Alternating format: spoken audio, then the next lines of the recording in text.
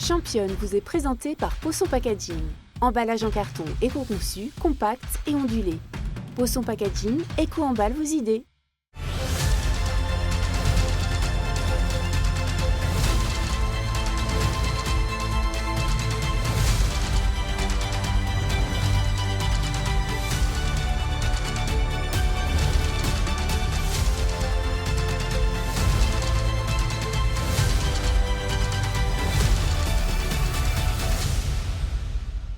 Bienvenue dans ce nouveau numéro de Championne avec Mathilde Maucan que je suis mais enchantée de recevoir cette semaine. Merci d'être là Mathilde.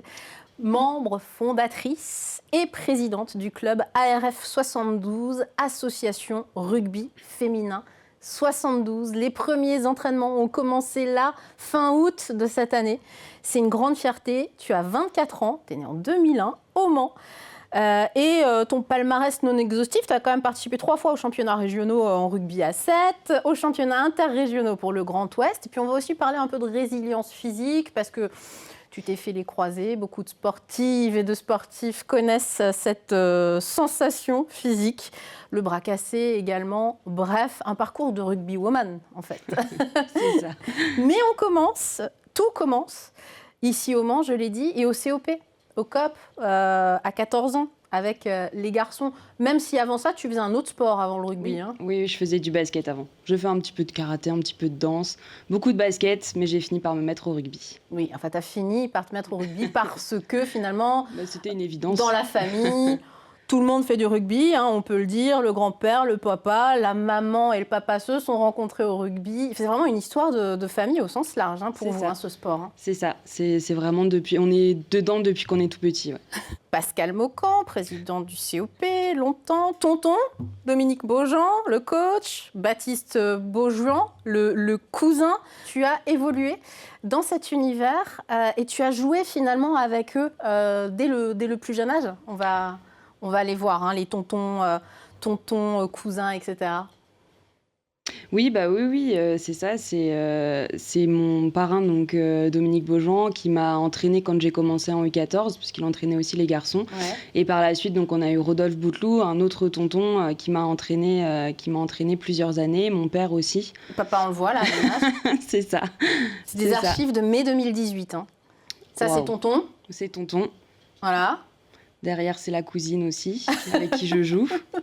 Oui, tu reconnais tout le monde, en fait. C'est la grande famille. Ça, c'est ton cousin. Il était capitaine. C'est ça. À l'époque. Oui. Et puis, on peut voir aussi une Mathilde qui, depuis le plus jeune âge, elle est au bord du terrain. On va écouter, on va voir une archive de mai 2018. C'est assez rapide. Tu as 17 ans. C'est la finale Grand Ouest Junior du COP Laval. Allez, Poulieux ! Allez, les Bleus, allez ! Voilà, ça, c'est Mathilde, 17 ans. Mais cette fille-là, elle ne voulait pas rester au bord du terrain. Non, je voulais. À ce moment-là, je faisais déjà des entraînements, déjà des matchs, et j'avais vraiment envie d'aller sur le terrain, de moi aussi prendre le ballon, aller plaquer, se faire plaquer, jouer avec les copines. C'est vraiment ce qui anime un peu l'amour du rugby aujourd'hui, c'est d'être avec les copines, parce qu'aujourd'hui, c'est un sport collectif, c'est vraiment le plus important. Et puis au rugby, on partage beaucoup de valeurs, le respect des autres, mais surtout le fait que ça soit un sport collectif, c'est que on est vraiment ensemble et on a un groupe hyper soudé. À 15 ans, tu es au COP, tu joues avec les garçons et tu dis non, il faut de la place pour une équipe féminine. Tu ramènes toutes tes copines, tu as 15 ans et tu crées déjà ta première équipe féminine finalement à ce moment-là. C'est ça. On avait aussi ce contexte où on n'avait pas forcément le choix parce qu'il y a des différences physiques aussi qui viennent avec l'âge et avec les garçons. Et donc on nous a dit, non, maintenant vous vous débrouillez, vous faites comme vous pouvez, mais vous, si vous voulez jouer, il faut des filles. Et donc on a joué au rugby à 7. Ce qu'il faut savoir, au rugby à 7, c'est que si on est 7, 8, 9, 10, ça suffit.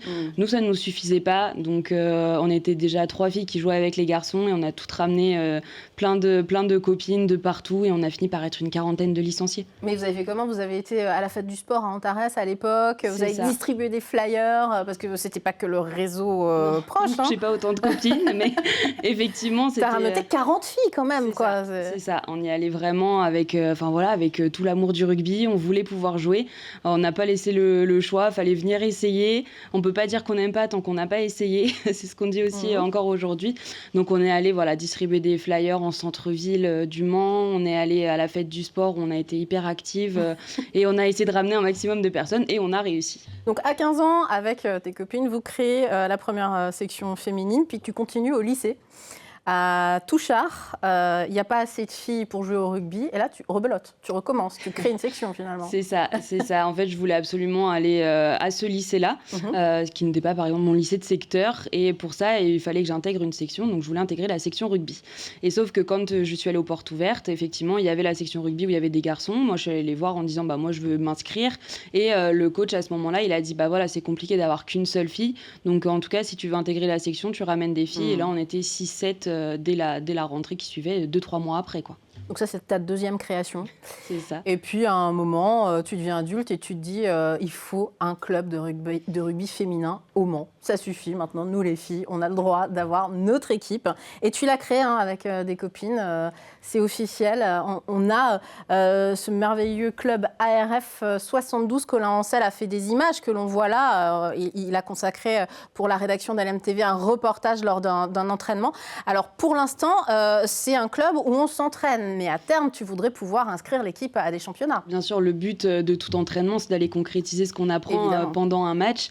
Et on a décidé vraiment de ne pas faire ça cette année, même si on ne savait pas combien on serait. On a encore eu 7 nouvelles récemment.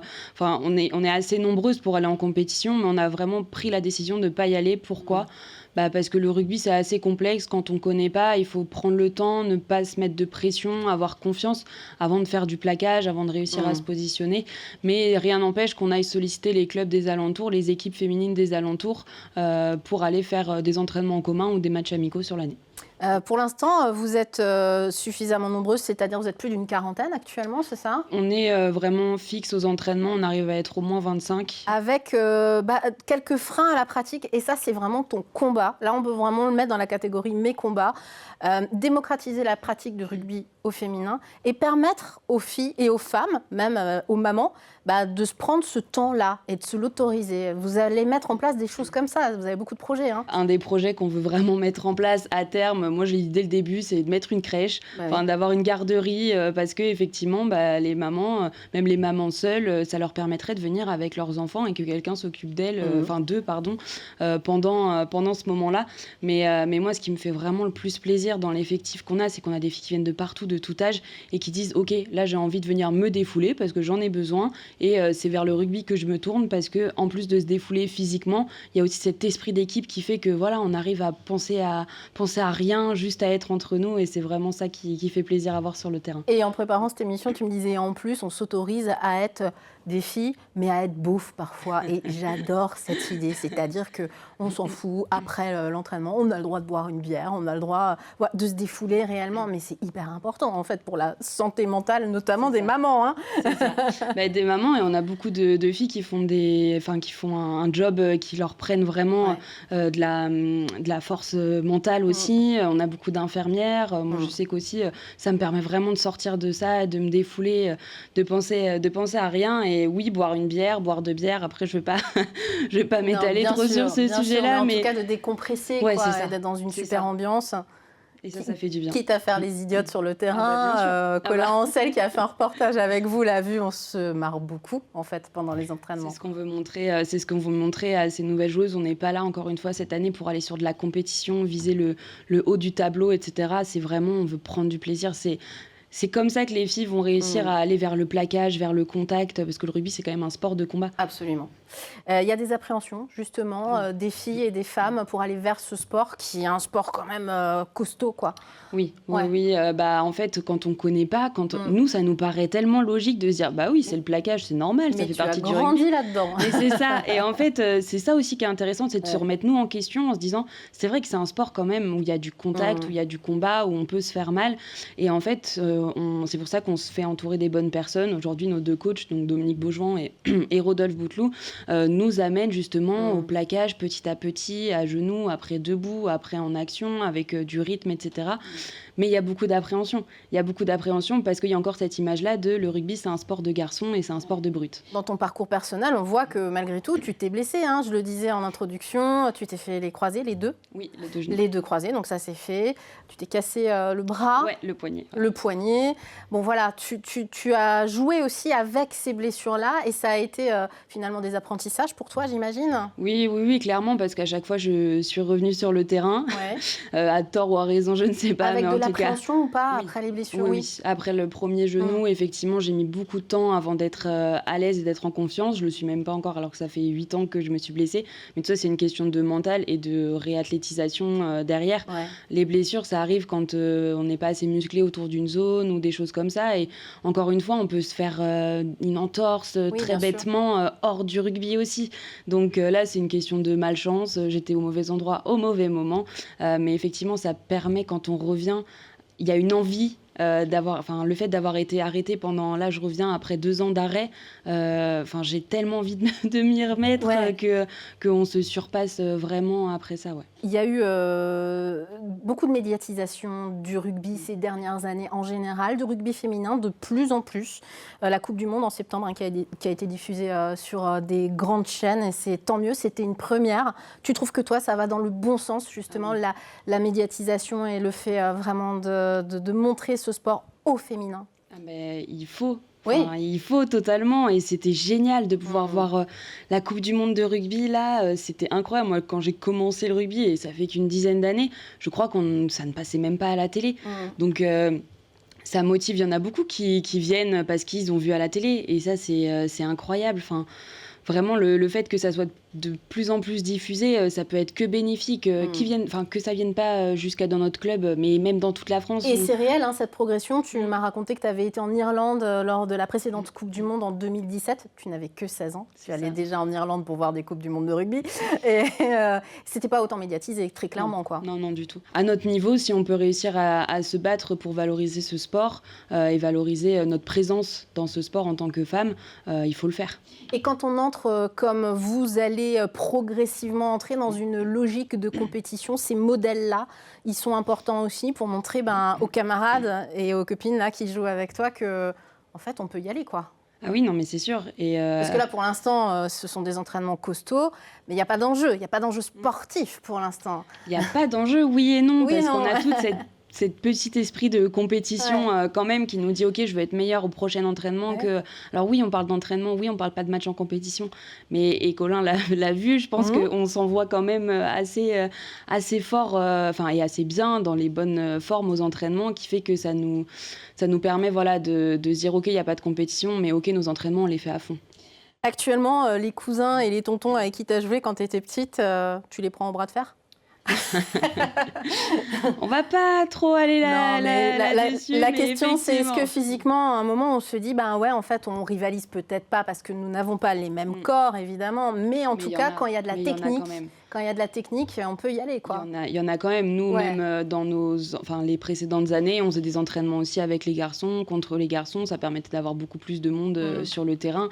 Et il y a un niveau qui peut se jouer, ouais. Ouais, c'est tout le mal qu'on vous souhaite.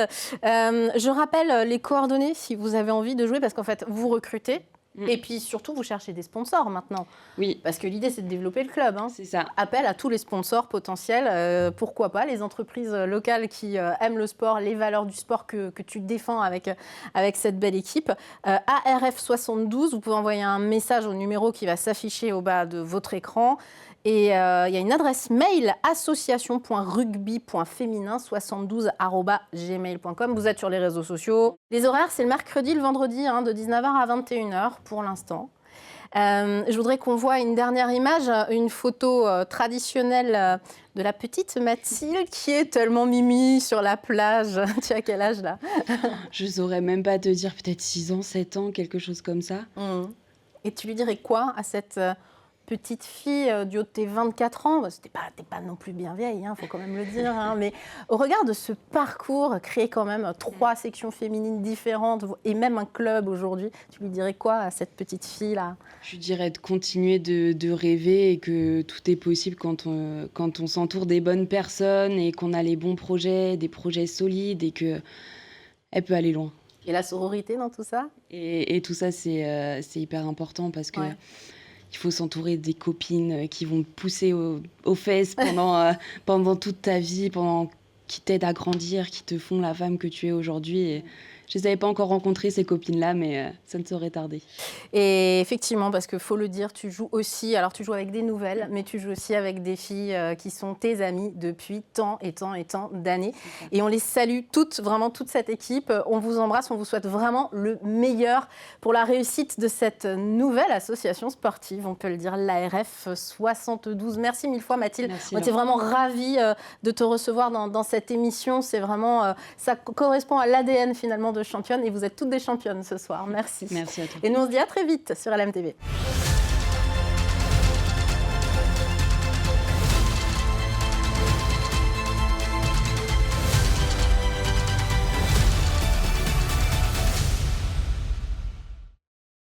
Championne vous est présentée par Poisson Packaging. Emballage en carton éco-conçu, compact et ondulé. Poisson Packaging, éco-emballe vos idées.